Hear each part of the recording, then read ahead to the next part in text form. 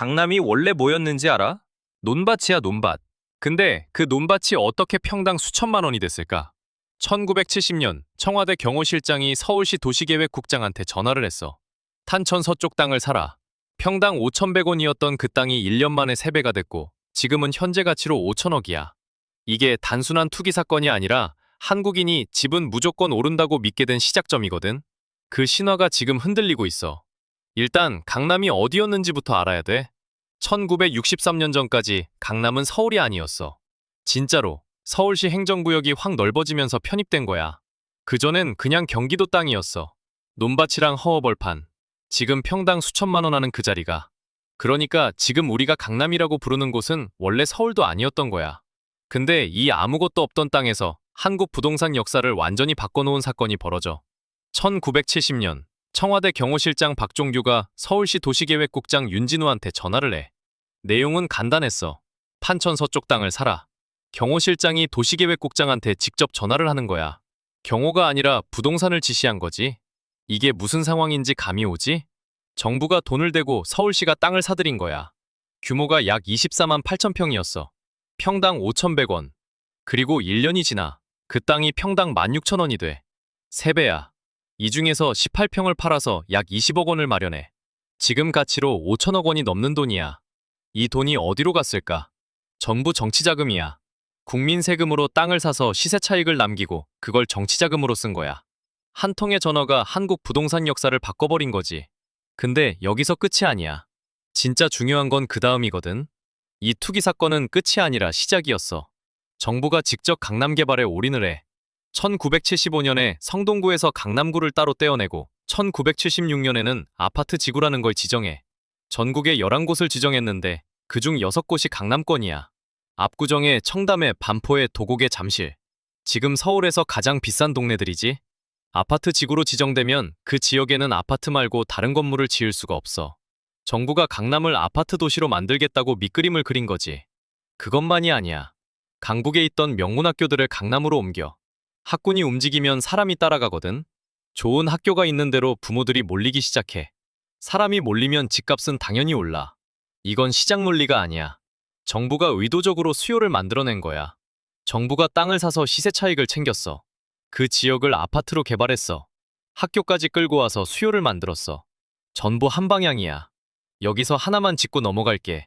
강남 집값이 올랐다고 말하지? 근데 정확히 말하면 집값이 오른 게 아니야. 정부가 올린 거야.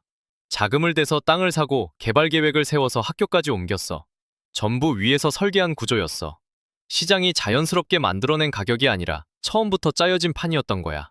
이걸 공정한 시장이라고 부를 수 있을까? 그리고 이 과정을 지켜본 사람들이 하나를 깨달아. 정부가 밀어주는 곳의 부동산은 무조건 오른다. 강남 초기에 집 산 사람들이 돈을 벌었다는 이야기가 퍼지면서 이게 경험치기 돼. 부모가 자식에게 어떻게든 집을 사라고 말하는 그 믿음. 한국인의 DNA에 새겨진 거야. 집은 무조건 오른다는 신화. 바로 여기서 시작됐어. 1970년 그 한 통의 전화에서. 근데 이게 한국만의 구조일까? 돈의 흐름을 따라가 보면 수백 년 된 패턴이 보여. 17세기에 화폐 경제가 자리 잡으면서 은행이라는 게 생겼어. 근데 은행이 돈을 빌려주려면 담보가 필요하잖아. 처음엔 금이었어. 근데 금은 양이 한정돼 있으니까 한계가 왔고 결국 눈을 돌린 게 땅이야. 이유는 단순해. 첫째, 땅은 도망 못 가. 사람은 돈 들고 튈 수 있어도 땅은 거기 그대로 있거든. 둘째, 담보로 맡겨도 계속 쓸 수 있어. 금은 맡기면 끝이지만 땅은 빌려주고도 농사 짓고 집 짓고 그대로 살 수 있잖아. 돈도 빌리고 땅도 쓰고. 셋째, 가치가 안정적이라고 믿었어. 전쟁이 나도 홍수가 나도 땅 자체가 사라지진 않으니까. 적어도 그때는 그렇게 봤어. 이 세 가지 때문에 수백 년 동안 은행이 가장 좋아하는 담보는 부동산이었어. 지금도 마찬가지야. 주식이나 신용대출보다 훨씬 높은 비율로 빌려줘. 근데 여기에 함정이 있어. 은행이 부동산을 너무 믿으니까 돈이 몰리고 가격이 올라. 가격이 오르면 담보 가치도 올라가니까 더 많이 빌려주고 또 올라. 이게 한번 돌기 시작하면 멈추질 않아. 그래서 금융위기가 터질 때마다 항상 부동산이 중심에 있었던 거야. 가장 유명한 게 2008년 미국이야. 당시 미국 은행들이 신용 좋은 사람한테는 이미 대출을 다 해줬거든? 그러니까 다음 타겟이 된 게 신용이 낮은 사람들이야. 대출 갚기 어려운 사람들한테까지 집을 사게 했어. 여기서 끝이 아니야. 은행들이 그 대출 수천 건을 잘게 쪼개서 투자 상품으로 묶었어. 내가 빌려준 돈을 갚을 권리를 다른 사람한테 파는 거야. 그걸 전 세계 투자자들한테 팔았어. 유럽은행도 사고, 일본 펀드도 사고. 그러다 집값이 떨어지기 시작한 거야. 대출받은 걸 갚을 수가 없어. 그럼 어떻게 되겠어? 대출한 은행이 무너지고 그 투자 상품을 산 전 세계 투자자들도 같이 무너져. 미국 집값이 평균 30% 폭락했어. 한 나라의 집값 문제가 전 세계 경제를 뒤흔든 거야. 일본은 더 극적이야. 1985년에 미국이 일본 돈 가치를 강제로 올려버렸어. 플라자 합의라는 건데 일본 물건이 갑자기 비싸지니까 수출이 어려워졌고 일본 정부가 금리를 확 낮췄거든? 돈이 싸지니까 사람들이 너도 나도 부동산에 몰렸어. 버블이 최고점이던 1990년 수도권 신규 아파트 가격이 직장인 연봉의 18배였어. 연봉 18년치를 한 푼도 안 쓰고 모아야 집 한 채 살 수 있었다는 거야. 그 버블이 터졌을 때 주요 도시 아파트 가격이 절반 이하로 추락했어. 181개 은행이 문을 닫았고 일본 경제가 20년 넘게 회복을 못했어. 지금도 그걸 잃어버린 30년이라 불러. 미국도 그랬고 일본도 그랬어. 부동산이 오르면 다 같이 올라타. 은행은 더 빌려주고 사람들은 더 사. 근데 떨어지는 순간 대출이 폭탄이 돼서 은행이 무너지고 경제 전체가 같이 주저앉는 구조야. 이게 한두 번이 아니라 반복돼. 2008년엔 대출 갚기 어려운 저소득자부터 무너졌어. 근데 이번에 나온 시나리오는 좀 달라. 이번엔 고소득자부터라는 거야. 고소득자부터 무너진다니 무슨 소리냐고. 2026년 2월에 시트리니 리서치라는 곳에서 보고서 하나를 발표했어. 제목이 2028 글로벌 지능 위기. 이 보고서가 나오자마자 다음날 미국 주식시장이 하락했어. 월가가 긴장한 거야. AI가 사람의 지능 노동을 본격적으로 대체하면서 경제 전체가 흔들릴 수 있다는 내용이었거든. 이 보고서가 주목한 건 누가 대체되느냐야. 공장 노동자가 아니야. 소프트웨어 엔지니어, 재무 전문가, 중간관리직. 연봉으로 치면 20만 달러 이상 버는 사람들이야. 실제로 2025년부터 실리콘밸리 빅테크 기업들이 AI 기반 구조조정을 시작했는데 실적이나 근태랑 상관없이 해고가 진행됐어. 잘렸는데 이유를 모르는 거야. 그리고 이게 한 번으로 끝나지 않아. 보고서는 이걸 인간지능 대체의 스파이럴이라고 불렀어. 쉽게 말하면 이런 거야. 네가 IT 회사 팀장이라고 해봐. 회사가 AI를 도입해서 내 팀원 절반을 해고해. 그 돈으로 AI에 더 투자해. AI가 더 똑똑해져. 그러면 이번엔 팀장인 너도 필요 없어져. 해고가 해고를 부르는 악순환이 시작되는 거지. 돈의 흐름을 따라가 보면 여기서 진짜 무서운 그림이 나와. 서브프라임 때는 저소득층부터 무너졌잖아. 이번엔 정반대야. 집을 가진 사람의 직장이 사라지는 거야. 신용 좋고 연봉 높아서 큰 집 산 사람들.